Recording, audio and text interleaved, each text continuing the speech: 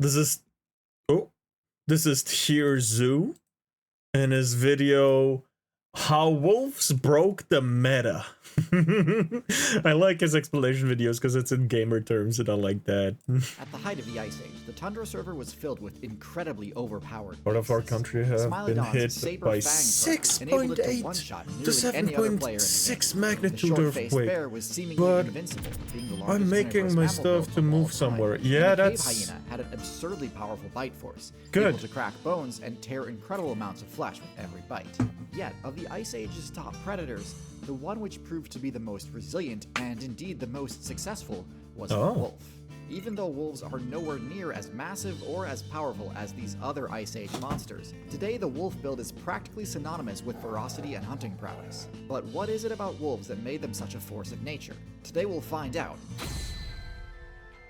So wolves are part of the carnivoran archetype, which became popular during the Miocene update. The main perk of this archetype is something called carnassial teeth, a trait which greatly improves the ability of carnivorous builds to consume food. Rather than needing to swallow things whole, or mercilessly slam dunking the daylights out of things until they fall apart, carnassial teeth enable the player to bite shit wrong, it was spelled packing my stuff, packing, alright. But really, it opens up tons of new opportunities for carnivorous playstyles, including for scavenging carcasses and for sharing larger kills among teammates. The carnivoran archetype is split into two main factions, feliforms and caniforms. There are a ton of differences between these two, but I'll try and simplify them into how the differences play out in practice. At their core, feliforms are adapted to being hyper-carnivorous ambush predators, whereas caniforms are more generalist in nature. This is most obvious in their snouts, which have different shapes and lengths. Caniforms tend to have longer, less compact snouts. This enables them to carry a wide range of different types of teeth, suited for a more omnivorous playstyle. You have some teeth for dealing damage, some for shearing meat, some for crunching bones or nuts, and even some for chewing on plant fibers. Meanwhile, feliforms have shorter snouts, enabling them to have a higher bite force, but limiting them to pretty much only having teeth meant for either dealing damage or shearing off chunks of meat.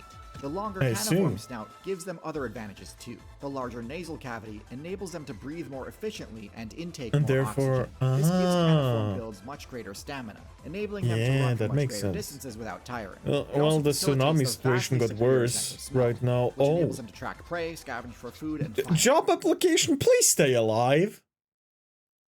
Holy shit, bro. Teammates. So it makes sense why just about every feliform build is an ambush predator, whereas caniforms can be anything from acrobatic marine builds to slow tanky herbivores. Focusing more specifically on wolves though, pretty much everything I've said so far about the caniform build applies here. But for a more in-depth analysis, let's take a look at the wolf's base stats. So, as ferocious as wolves are thought to be, their power stat is fairly mid for an apex predator. Wolves aren't really going to be one-shotting anything larger than a rabbit with their bite attacks. And due to the non-retractability of their claws, they aren't going to be doing much damage with their paw swipe either. And yet, taking out players above their own weight class is a signature aspect of the wolf's strategy. This is typically done by chaining strings of bite attacks together in order to inflict the bloodlust status condition, which drains the target's health and stamina. Fucking Elden Ring build. This can bring down basically anything, no matter how large the target. But obviously, since this also is not a process, there's a lot of room for mistakes. So let's see how wolves handle taking damage rather than dealing it. So not due to their really lower good defense stat, wolves are going to be mostly relying on their agility to avoid damage. They aren't totally defenseless. Their thick fur and general bulk does allow them to absorb a few blows if necessary. What the fuck did I come back to? Their stealth stat is a similar story. Their gray fur overcoat does offer a moderate stealth bonus, but is primarily there for warmth and can be easily spotted except against a few specific backgrounds. As I sort of mentioned during the segment about caniform versus feliform builds, the perception stat is central to the wolf's game plan. Their ability to track scents is quite literally one of the best in the game, able to detect smells from miles away. But their top-tier perception stat doesn't end at olfaction. Their sense of hearing is also exceptionally powerful. While many players believe the cat's hearing is superior, in reality they are roughly equivalent in terms of pure sensitivity, but are fine-tuned for different purposes. Cats are much better at sensing higher-pitched sounds, allowing them to detect hidden prey nearby, such as the sound of Where did I get sniffed by the wolf? Wolves are better at sensing low rumbling sounds, meaning they can discern the location of larger prey from miles away. And the same is true for their eyesight. The cat's slitted pupils allow it to strike smaller targets with perfect accuracy. but are not as useful as the wolf's large circular pupils for locking onto prey from a long distance. And as I've already alluded to, the wolf's above-average intelligence stat enables some excellent options for teamwork and pack hunting. They can communicate and coordinate over great distances using their howl ability. The combination of teamwork and extremely powerful perception abilities allows wolves to control massive territories. Bam. We'll get more in depth into their hunting tactics in a bit. Mobility is their second highest stat, and this greatly assists in their ability to defeat players in higher weight classes. Simply put, wolves have and can that bear got fucking bullied. Run for longer distances than pretty much anything it could ever encounter. This makes sense, as being able to sense prey from a great distance wouldn't do much good if you had no abilities to run them down. So when you add all of this up, just how effective of a build is the wolf? It really does come down to how effective their pack hunting abilities are. If you were to strip all of that away, I actually think the wolf would be mid at best. Their power stat is way below average for an apex predator, being more in line with that of a scavenger or generalist build. There's no way a lone wolf is bringing down one of the tundra server's many tanky herbivores.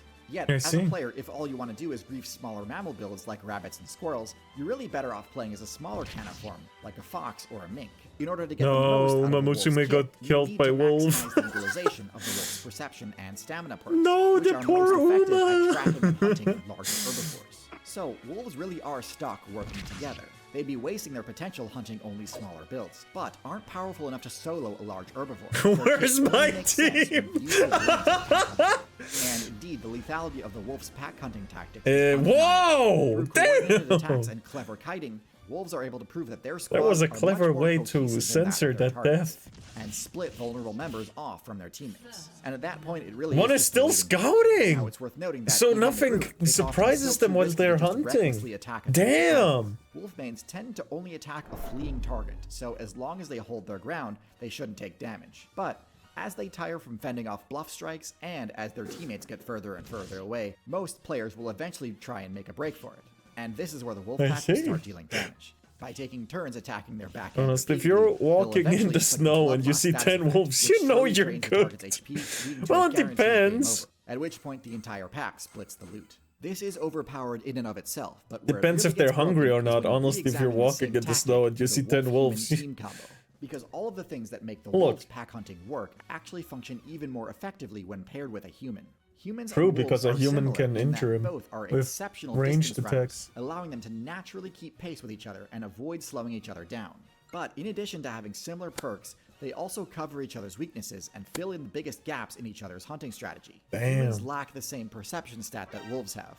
While they can use their intelligence to sort of supplement their weak sense of hearing and smell, there's really no substitute to just having a teammate who can lock onto a scent at a great distance and never lose it. But why do wolves need humans? You may remember, when wolves hunt, they can oftentimes reach an impasse due to their lack of ability to quickly deal lethal damage. Humans do not have this limitation, and can easily break the stalemate using one of their projectile weapons. The same is true on defense. The wolf's sensory abilities can detect the approach of a dangerous enemy, and alert the humans of the impending threat, a threat that wolves alone would struggle to drive away. And so domestic wolf and human hunter-gatherer players naturally made for an unstoppable force that lasted through multiple balance patches, including the end of the Ice Age and the beginning of the Anthropocene. Eventually, after spending so much time cooperating, many wolf players began speccing their characters specifically to better synergize with humans, such as a passive mental health regen aura, and higher intelligence and better communication abilities, which allowed them to handle more complicated commands, eventually renaming their build entirely from wolf to dog.